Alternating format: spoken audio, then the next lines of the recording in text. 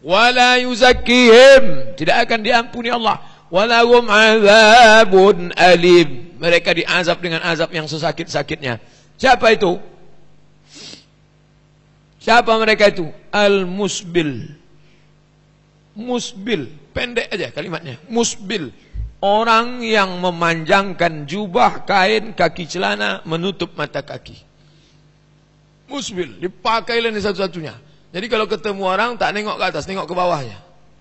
Haram, neraka, neraka, neraka, neraka, neraka, neraka. Padahal kan ada hadis satu lagi. Apa kata hadis yang satu lagi? Allah tidak memandang man jarra izarahu, yang memanjangkan kainnya, batara, sombong. Yang satu mengatakan panjang tanpa sombong. Yang satu lagi mengatakan ada unsur sombong. Lalu ini yang mana ini? Karena hadisnya 2, 3, 4, 5, 10 masuk kategori mukhtaliful hadis, hadis kontradiktif, hadis yang berbeda, hadis yang berlawanan. Imam Syafi'i tahun 204 sudah menulis kitab judulnya Ikhtilaful Hadis, hadis-hadis yang kontradiktif. Maka mereka kaji, mereka lebih dulu ketemu hadis ini daripada kita. Maka keluarlah ijtihad mereka. Apa pendapat mereka tentang dua hadis ini? Terbagilah ulama menjadi dua. Yang pertama, memahami secara mutlak. Yang penting melewati mata kaki haram. Asal lewat mata kaki haram. Siapa yang berpendapat begitu? Syekh Abdul Aziz Ibnu Baz, Syekh Ibnu Utsaimin, Syekh Albani, dan syekh-syekh lainnya. Yang sebelah kanan, memahami secara bersyarat. Kalau sombong haram, kalau tak sombong tak haram. Itu ijtihad siapa? Imam Syafi'i, Imam Nawawi, Al-Hafiz Ibnu Hajar Al-Asqalani, Imam Suyuti. Jadi jangan dilaga antara Syafi'i dengan hadis. Kamu ikut Syafi'i apa ikut hadis? Bukan begitu. Hadisnya di atas, hadisnya kontradiktif. Datang dua kelompok ulama, maka saat itu kamu ikut Syekh Abdul Aziz bin Baz apa ikut Syafi'i? Saya ikut Syafi'i. Kamu mau ikut Imam? Saya tidak pernah sekalipun mengejek kawan-kawan yang celananya dipotong. Ada memang yang suka ngejek. Saya tak suka itu. Ada kawan suka ngejek. Begitu jumpa, bertampan tinggi nampaknya kau. Aduh, itu kan tak baik. Di depan saya pas sedang jalan, ada kawan satu dipotong celana. Lama awak ndak bersuah bertambah tinggi nampaknya. Aduh, itu tak boleh. Dia berkeyakinan mengikut, dia tak salah, tak apa-apa. Ada positifnya. Apa positifnya? Kalau kaki di bawah mata kaki mungkin terinjak-injak. Anak muda celana jeans diinjak-injak, kena najis, dibawanya sholat kan kotor. Bagus. Maka ini bebas. Kamu mau pilih ini, kamu pilih ini. Tapi ketika gara-gara ini, ini masalah ini. Itulah letak masalahnya. Saling mengkafirkan. Jadi mudah sekali orang kafir itu mau memasukkan kita ke dalam golongan kafir. Hanya gara-gara telunjuk dan kaki celana. Payah sekali itu. Apa pendapat Imam Syafi'i? Coba tengok Imam Syafi'i. Apa kata dia? Fa in kana qala Nawawi, Imam Nawawi berkata, al-isbalu tahtal ka'baini lil khuyala. Isbal itu adalah kain yang di bawah mata kaki untuk yang sombong. Fa in kana li ghairiha, kalau tidak sombong, fahuwa makruh, maka dia tidak haram. Wa hakadha nass Syafi'i, begitu disebutkan oleh Imam Syafi'i. Imam Syafi'i yang menyebut itu. Imam Syafi'i itu anti hadis. Ketika orang-orang menolak hadis, Imam Syafi'i lah yang menolong hadis. Maka Imam Syafi'i itu bergelar Nasirus Sunnah. Imam Syafi'i itu penolong sunnah. Jadi kalau dikatakan kami yang menggunting ini yang ikut salaf, kalian yang berlebih itu tidak salaf, kita ikut Syafi'i. Syafi'i itu salaf. Dari mana Pak Ustaz? Salaf itu 3 abad pertama. Khairul qurun qarni, sebaik-baik abad-abadku. Tsumma alladziina yalunahum, seabad setelah itu. Tsumma alladziina yalunahum, 1 abad setelah itu. Abad 1, abad 2, abad 3. Syafi'i meninggal 204. Salaf atau tak salaf? Salaf. Maka ketika kita mengikut pendapat Syafi'i, kita sedang salaf saat itu. Jangan silap. Kita mengikut salaf. Selama 3 abad pertama, maka Syafi'i mengatakan kalau sombong haram. Imam Syafi'i itu luar biasa. Selesai dia belajar hadis dengan Ibnu Uyainah di Makkah, pergi dia ke Madinah. Sampai di Madinah, dijumpainya rumah gubernur Madinah. Assalamualaikum. Waalaikumsalam. Gubernur Madinah, ya, tolong bawakan saya ke rumah Imam Malik. Saya mau belajar sama Maliki, Malik bin Anas. Apa kata gubernur? Hai Syafi'i, andai kau suruh aku memindahkan bukit Uhud, lebih ringan daripada menghadap Malik. Begitulah ulama itu karismanya, jangan dulu. Aku tak sanggup berhadapan, segan mau jumpai Imam Malik. Kau suruh aku mindahkan bukit Uhud, lebih ringan daripada berhadapan dengan Malik. Ulama zaman dulu dihormati, luar biasa. Tapi karena diminta, akhirnya Imam Syafi'i pun datang ke rumah Malik bin Anas. Sampai di rumahnya, dia ucapkan salam. Assalamualaikum. Waalaikumsalam. Keluar pembantu Malik. Siapa? Saya Syafi'i. Mau ketemu siapa? Mau ketemu Malik. Malik mana? Di dalam. Ya, tunggu sebentar. Dia masuk ke dalam. Malik, ya, ada tamu namanya Syafi'i. Kata Malik, suruh dia baca kitab saya Muwatta. Nanti kalau dia sudah baca khatam Muwatta, baru dia belajar sama saya. Kalau tidak, nanti tak nyambung kajinya. Datang pembantunya, nyampaikan. Syafi'i, ya, kata Malik, kamu pulang aja dulu, baca Muwatta. Nanti kalau sudah khatam Muwatta, baru belajar lagi. Kata Syafi'i, kasih tahu ke Malik, Muwatta sudah di sini semua. Maliki terkagum dengan Syafi'i, sebelum belajar dia sudah. Andai ada orang mau belajar ke saya, Pak Ustadz, kami mau belajar masalah khilafiyah, baca buku saya 37, masalah populer. Nanti baru kita belajar, biar nyambung kaji kita. Pak Ustadz, udah di sini itu semua. Tentu saya kagum sama dia. Saya aja nggak hafal, dia hafal. Akhir dari persahabatan, pertemanan dan menuntut ilmu Syafi'i, akhirnya Malik memanggil Syafi'i. Syafi'i, sini. Ada apa Tuan Guru? Habis sudah ilmuku dan kurasa engkau lebih hebat daripada aku. Ini beberapa keping uang emas, carilah guru yang lain. Pergilah. Begitu zaman dulu. Zaman sekarang orang enggak. Akulah guru yang paling hebat di Pekanbaru. Kau jangan belajar sama yang lain. Yang lain itu hanya kulit-kulit buku aja. Ini bukan adab salaf. Ini adab salaf. Mereka belajar. Salaf. Imam Malik itu salaf, meninggal 179. Imam Syafi'i itu salaf, meninggal 204. Saya enggak mau pakai Syafi'i, saya maunya pakai Bukhari. Di kotaknya 2. Dianggapnya Bukhari lebih alim daripada Syafi'i. Ini Syafi'i, ini Bukhari. Dia lupa Bukhari itu belajar kemana? Bukhari meninggal 256. Lihat tahun lahirnya, lihat tahun wafatnya.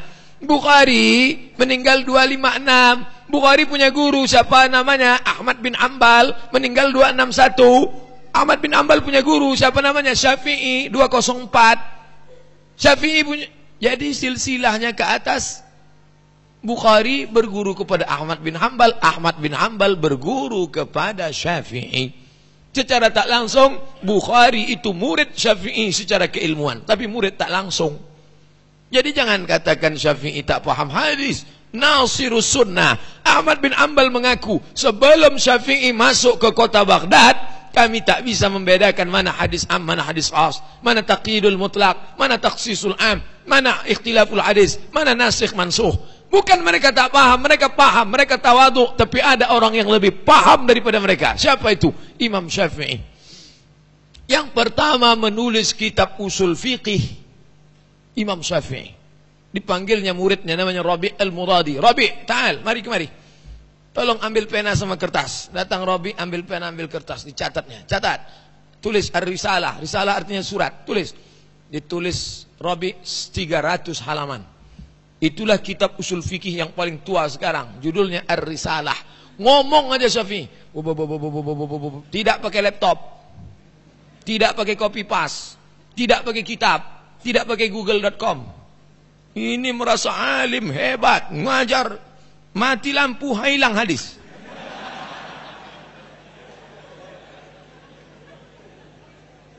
Ini Syafi'i yang berpendapat ini. Kalau sombong baru haram. Kalau tak sombong Tak sampai kepada haram. Yang ngomong siapa? Jadi jangan bilang kata Abdul Somad. Kamu kenapa gini? Kata Ustadz Somad. Somad tak ada apa-apanya. Somad itu cuma tukang tulis terjemah. Kebetulan suaranya kuat. Dia ngomong. Itu aja. Imam Bukhari. Setelah Syafi'i baru saya buat Bukhari. Ustadz fanatik Syafi'i. Bukan. Karena Syafi'i itu gurunya Bukhari. Maka Bukhari membuat satu bab. Satu bab dalam sahihnya itu. Apa nama babnya? Bab man jarra izarahu min ghairi khuyala.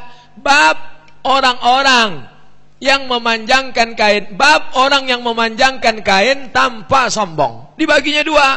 Ada yang memanjangkan kain karena sombong. Ada yang memanjangkan kain tanpa sombong. Bukhari itu. Bukan Ustadz Jepri Al-Bukhari. Imam Bukhari. Di Sahih Bukhari itu dia bagi dua. Kalau gitu dia mengakui ada yang karena sombong, ada yang karena tak sombong.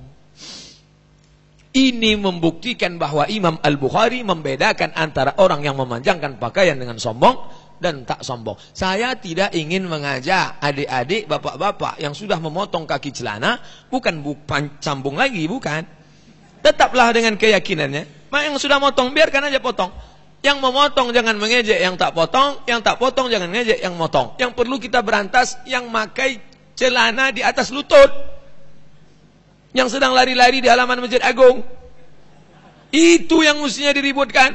Akhirnya mereka yang lari-lari di halaman Masjid Agung pakai celana pendek ketawa karena tengok mereka sibuk membahas mata kaki. Lutut kita berkudis saja dia tak permasalahkan.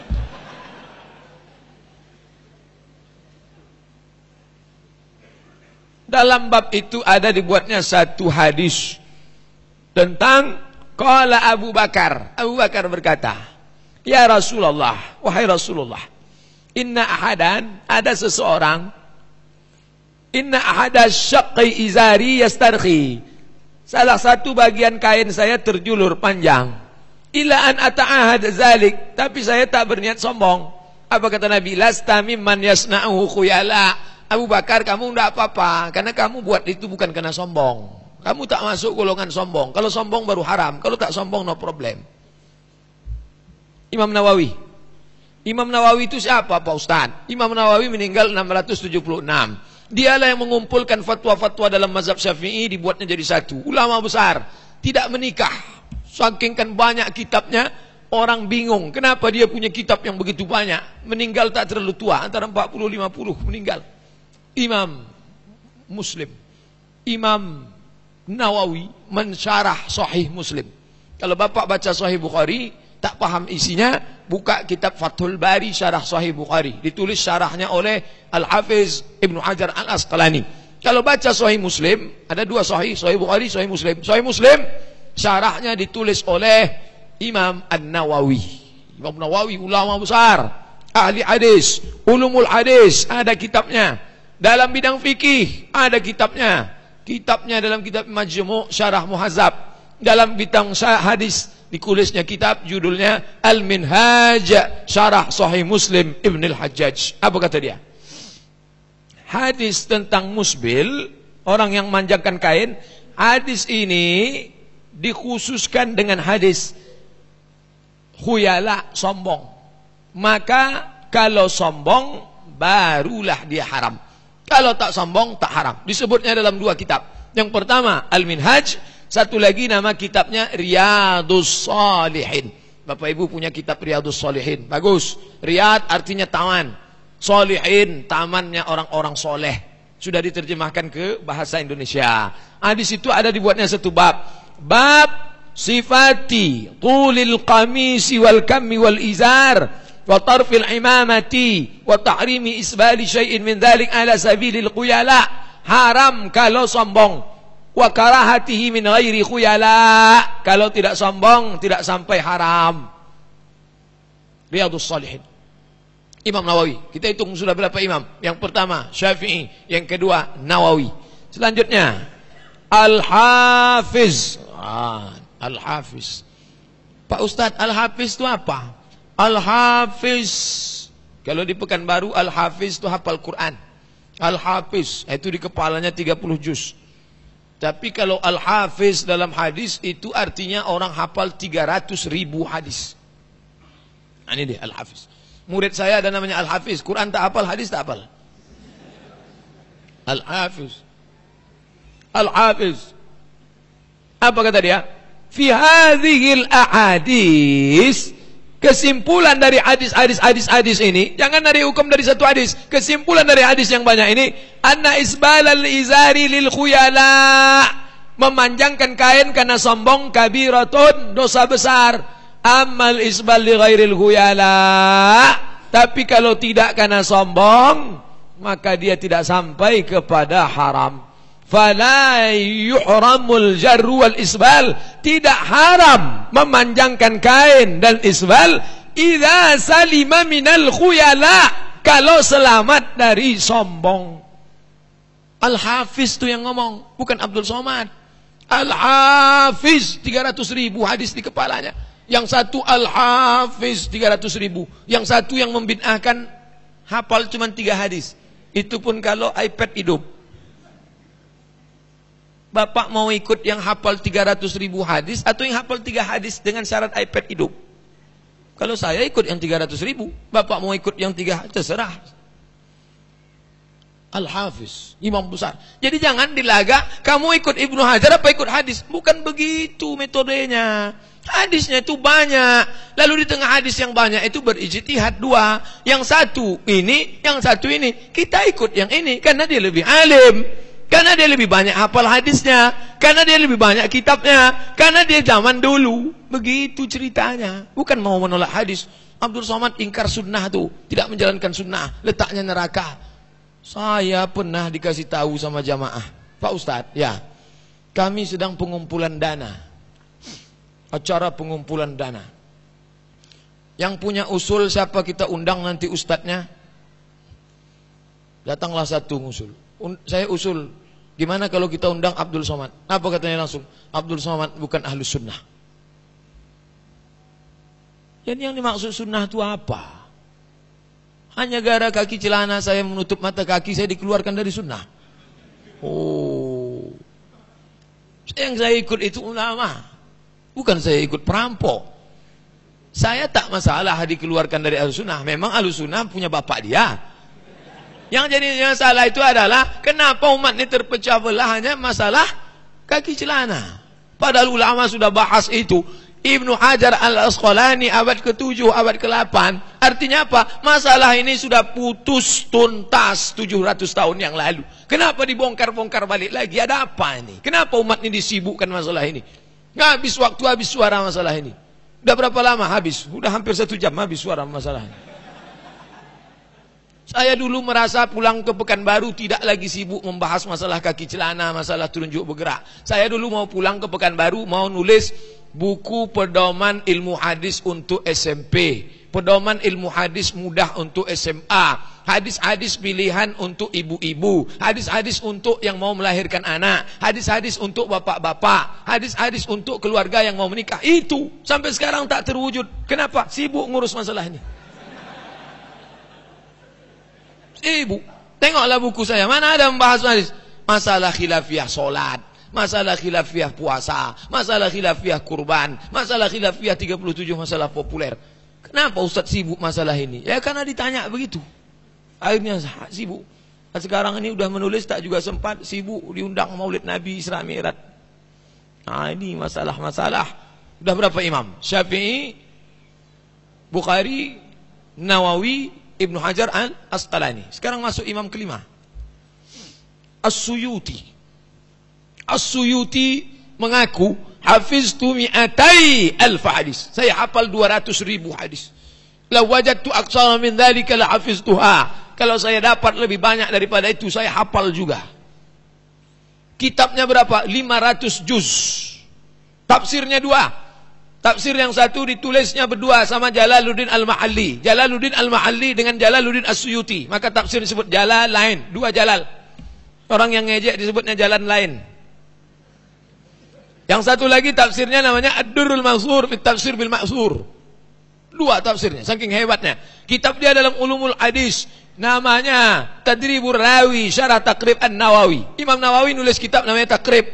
Tapi terlalu pelik, jelimet, payah memahaminya. Dibuatnya syarahnya. Tadribur Rawi, Syarah Takrib Nawawi. Kitab Ulumul Hadis. Bagus, saya suka kitab ini. Dan banyak saya kutip pendapat, termasuk tentang mengamalkan hadis dhaif dari Suyuti.